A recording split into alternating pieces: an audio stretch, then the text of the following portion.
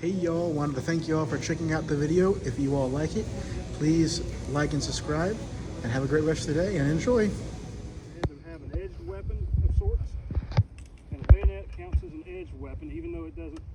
Oh crap! Up there, Bobby's. Okay. Anyway, it's supposed to go on and lock on, but I've got my son's bayonet on my musket. But you can see though that you've got this bayonet. This is actually how battles were fought.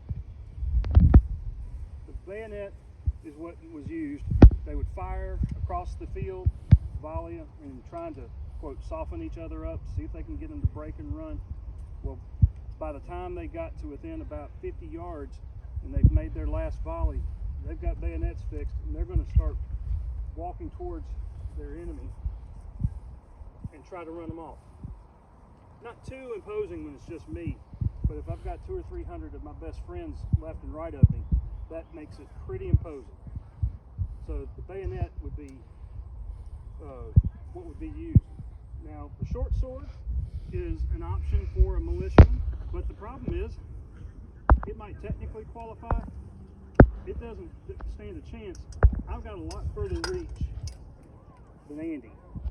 And there again, even though Andy is an accomplished swordsman and can do that, again, with my friends to the left and right of me, Andy might be fighting me. He might be able to defeat my bayonet for the second, but there's going to be somebody else there to take him on.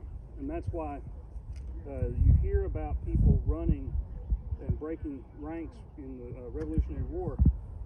It wasn't always just because they were cowards. There's good reason that they were afraid of the bayonet. The British Army was considered the premier army to be able to use the bayonet. So pretty bold move for militiamen to take on that professional army. So went over a little bit how the gun fires. Talked about the difference between the smoothbore and the rifle. Is there anything else that y'all can think of we need to go over? Okay. Now for the part y'all really like, will he shut up and just shoot?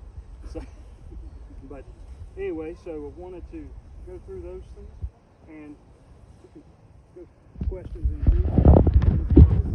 We're done. We're going to fire, and then we're going to go on a load facing them and doing about face. Okay, that way y'all can watch what we do. So, go get the command to prime and load.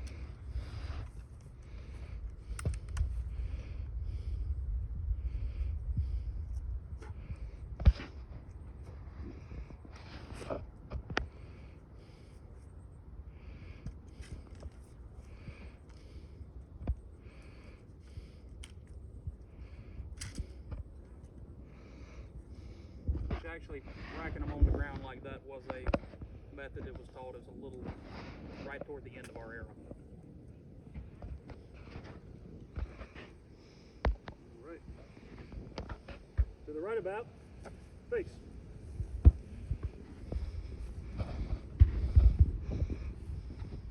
Make ready. Freeze hand. Fire.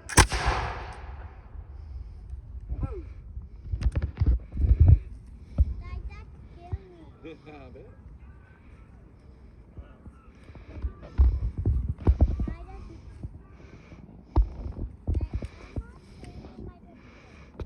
I felt it.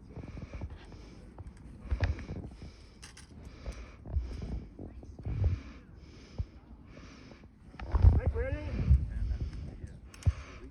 Freeze it. Fire.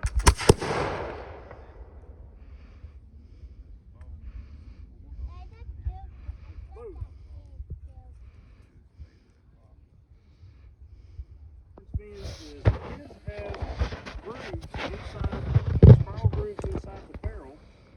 Mine is smooth.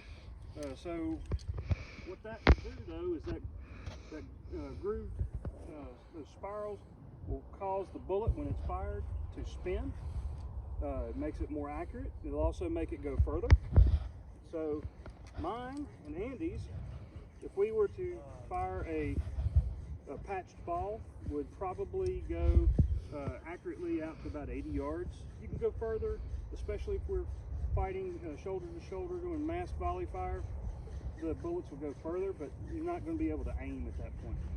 However, Roy's rifle, it's accurate out to more like 200 or 300 yards, and this is using the iron sights of the day. So you've got about 80 yards versus 200 yards.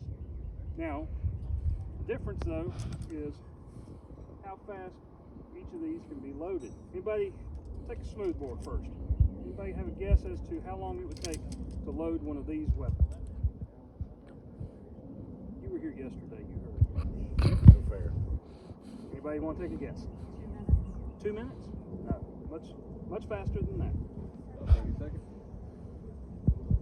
Getting closer. So actually, a trained infantryman is supposed to be able to fire 3 to 4 rounds per minute. That's loading, but remember, so they've got, probably wasn't fair, I didn't tell you this, but again, they would have tubes of black powder and the lead ball made up already, oftentimes, and they can put it down, and the ball is actually a little bit smaller, so it essentially just rolls right down the barrel. So you would take this, you would put a little bit of gunpowder in the pan, you close the hammer, keep the gunpowder in there, then you put the rest of it down the barrel. Put this a little bit later. Then you would have to take it and you would ram that paper and the gunpowder and the bullet all the way down to the bottom, because if you didn't get it all the way seated at the bottom, when the gunpowder explodes, it can burst your barrel, and that's definitely not something you want to happen right there in your face, because all of that would happen right here. So then when you pull the trigger, your flint would actually strike the hammer, and that flint, this rock, is actually sharper and harder than the steel.